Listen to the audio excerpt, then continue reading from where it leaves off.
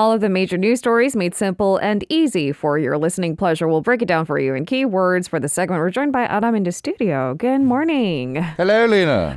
All this talk of breakfast is making me hungry. I was going to say, Team Good Morning Seoul, we wake up so early that breakfast is not so important for me. Well, it never happens for me. Yeah. How about on the weekends? Do you take on a different habit?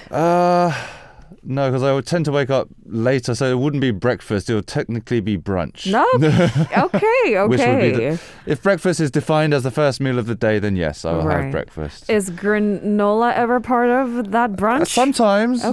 You know, one of my favorite cereals is actually, I don't know if they have it in the US, but Weetabix. It already sounds icky. Have you heard of it? No. It's basically like a wheat cereal. Wheat-based cereal. It literally just looks like wheat, dried wheat in a rectangular form. You're really not selling this, I'm really anyway. Not. No, I think the company's going to hate me now. But it used to be one of my favorite cereal types. You basically pour milk, as you do, and then and then you mix it up like it's like a wheat pancake. You pour sugar over it, sprinkle a bit of sugar, chop up some fruit, just whatever your liking is. So it becomes more like an oatmeal dish as opposed to cereal. It's kind of. Well, the wheat is dry itself, but it kind of turns into a mushy oatmeal type thing. Still not sounding appetizing. No, look it up. You'll know what I mean. But the pictures look good. It sounds healthy. It is healthy. That's the important. Lots of fiber. Option. Yeah. Okay, so that might be a sticking point for us. Are we opting for more healthier options? Or granola? Well, is it really healthy? Yeah, it's healthy. Isn't it? We might want to burst that bubble just a little bit today, but that's coming up with Diane. We've dwelled there long enough. Let's jump into keyword news. We're going to try to clarify some of these major headlines for you this morning, starting off with the Winter Olympics. Here's our first pick.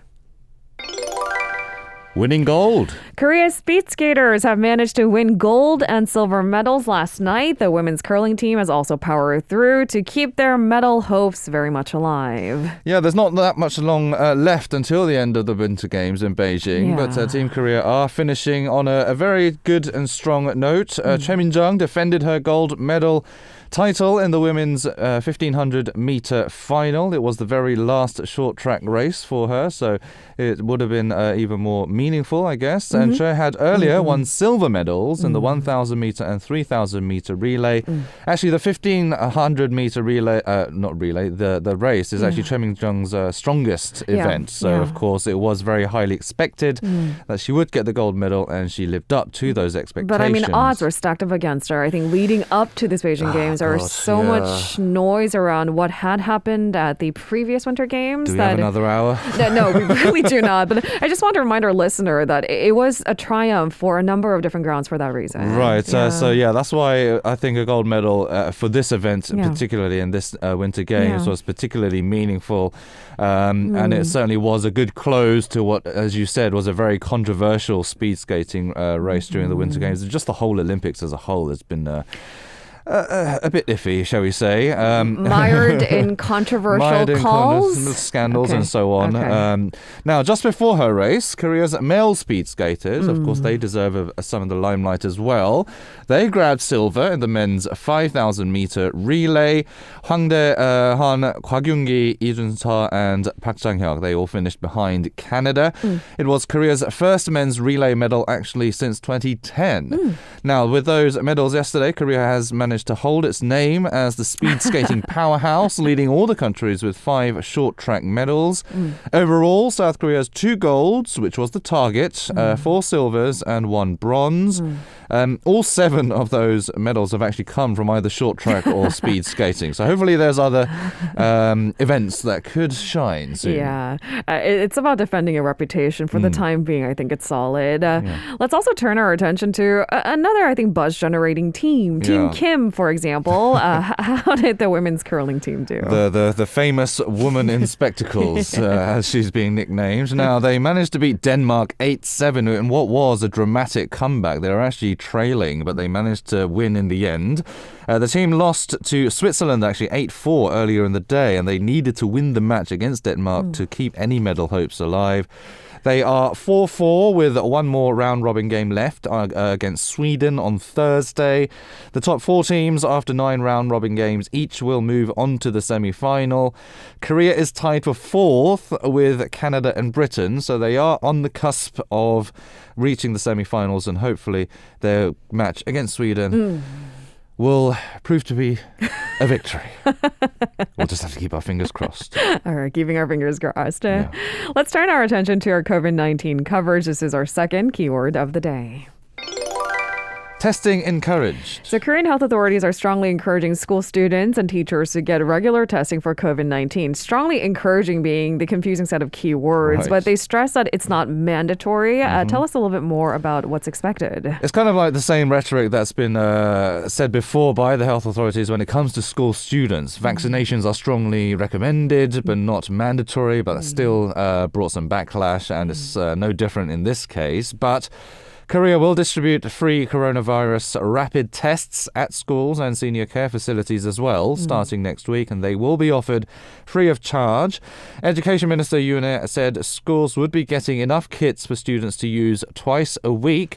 She asked for students to be tested at home with the test kits on the evenings of Sunday and Wednesday before coming to school, so spread out twice in the week. Those who test positive from the rapid test will need to get a PCR test. Those who need to get a PCR test can do so at their local testing site, of course, but there will also be some medical workers who will be visiting the schools to conduct these PCR tests. Regularly, it seems? Regularly, for those who need them. Some parents and students, again, raised criticism, saying such a move is tantamount to obligating tests as a condition for attending school. The government, again, stresses that isn't the case. But there's other criticisms from elsewhere as well. Some experts have also questioned how many students will actually get tested voluntarily.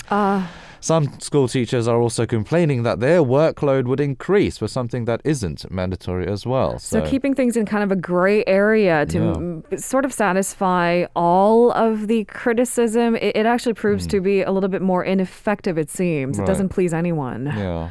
All right, but for the time being, that is the KDCA stance and the Education Ministry stance. All right, on to our third keyword of the day. Easing restrictions. It's a little bit confusing, isn't it? Many countries around the world have been easing COVID-related restrictions. Some of the major pharmaceutical companies, namely Moderna's CEO, says the worst of the pandemic is over. The next variant might not be as severe as Omicron, right? That's the latest. But this is while the Omicron surge is still happening as we speak. So let's get an overview of the latest. So most of these easing of measures is coming from Europe, as we've been reporting so far. France has eased more COVID restrictions, opening up nightclubs and allowing stand-up concerts as well. So we could see some live performances. There's been a bit of a hiatus in that. But those going to nightclubs actually must wear a mask on the dance floor. Cafes and bars are no longer limited to table service. Food consumption is also allowed in cinemas, stadiums, and on public transport and planes. Health Minister Olivier Véran has said the vaccine pass could be relaxed by next month if the health situation continues to improve. Elsewhere, Switzerland has also eased measures to a similar degree, opening restaurants regardless of vaccination status. Austria has also removed business curfews and is set to remove pretty much all the restrictions by March 5th. Germany is set to ease restrictions as well, but in stages. Germany has been a bit slower than other European nations in easing restrictions, so it's kind of being a bit precautious in the way it's easing restrictions at the moment. In another continent, Canada is getting rid of pre-arrival PCR test requirements for fully vaccinated international arrivals from February 28th, so the end of this month. Currently, travellers must show proof of a negative PCR test taken within 72 hours of their departing flight or planned arrival. So those measures are going to be eased. And Korea is most likely going to ease some restrictions as well. Announcements will be made tomorrow. The thing is, I understand that each country has its own set of limitations, like the medical capacity and the vaccination rates and all this to consider. But this is all in the meanwhile of some countries are seeing the worst of the pandemic. Hong Kong, namely, for example, was very much under control, as we said, until late last year. And then things took a turn for the worse. I'm seeing hospital beds on the streets of Hong Kong. So the stark contrast makes it difficult for us to maneuver. However, However, that's why we wouldn't see what our country's health ministries has to say, coming, as Adam said, tomorrow with some updates. On to our fourth keyword of the day.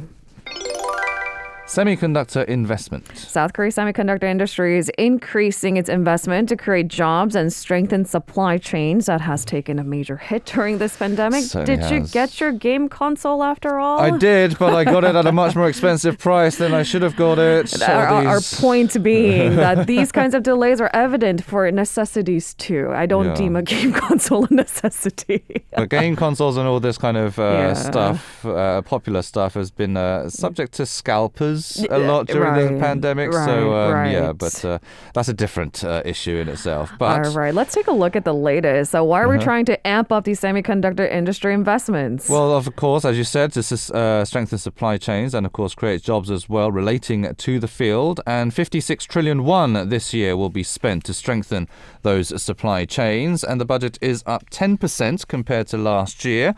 The plan was unveiled during a closed-door meeting between industry representatives and trade ministry officials.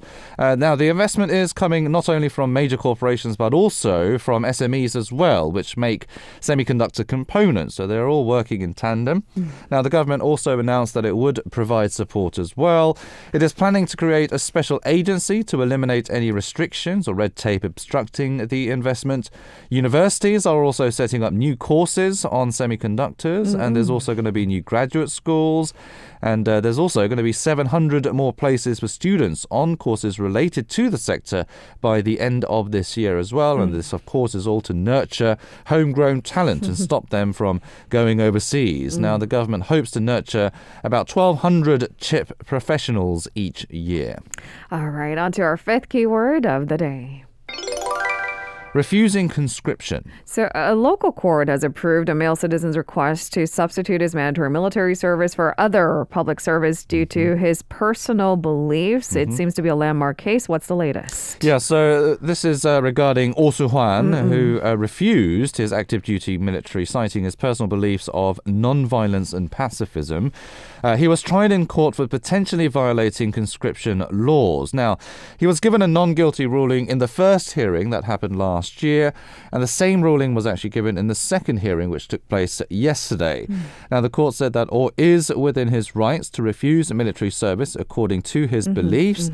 They also took into consideration that Oh was willing to serve potential jail time to stick to his beliefs as well. That's why the court seemed to deem his objection as genuine. And he's also asking for alternative service. So it's not as if he's trying to just avoid the whole military or alternative service completely. So it's not a case of military evasion per se. Right, exactly. Okay. And there have been hundreds of conscientious objectors actually gaining state approval for the alternative service, but they are for religious reasons. This is the first case of alternative service being approved to just personal beliefs. So it is quite unprecedented. All right, and on to our last keyword of the day. Trading decimals. Fractional trading in Korea will kick off in September, offering retail investors wider access to the nation's stock market. Tell us the details, because at immediate glance, I thought, what does that even mean? Exactly. Well, what does it mean? Well, trading in decimal points means, as it says, dividing a share into multiple pieces for trading, so being a bit more accessible. Now, this basically allows investors to buy stocks that hover over 1 million won, so the higher price stocks, for the price of basically a cup of coffee, if you will. Now, the Financial Services Commission announced the plan last year, and it will apply to both domestic and foreign stocks. It is currently applied to only foreign stocks in 2 securities firms, but more are set to join the scheme. Now, stocks are usually stipulated to be traded as 1 stock minimum. Now, the Financial Services Commission decided to designate fractional trading as an innovative finance service, making an exception for it. And the FSC hopes to expand investment opportunities of small retail investors by lowering the barrier in high-priced stocks, namely blue-chip stocks. How it works is basically it utilizes a trust system. For instance, if 2 investors respectively buy 0.3 and 0.6 units of a specific stock, the securities firms buy the remaining 0.1 unit to make a purchase of 1 stock. Right. Now, investors do not get voting rights, though, in this case, but can receive dividends. Some anticipate that it would increase stability of portfolios by making making it easier to diversify investment, but it's not without its critics who say it might cause market disruption as well. This is a practice we see in cryptocurrency trading as well. You don't buy one Bitcoin, you buy it's parts massively of it. Expensive. Right, exactly. Not many people have that much money to invest. No, unfortunately, no. To buy a whole Bitcoin, but it's basically the same principle being applied to stocks. All right. Thank you very much, Arirang, for today's coverage. I'll see you tomorrow. See you tomorrow. If you're listening to our program using the podcast service, just a reminder that we do go live Monday through Friday, 7 a.m. Korea Standard Time. So tune in and help us make the show more informative by giving us your input. See you bright and early on Good Morning Seoul.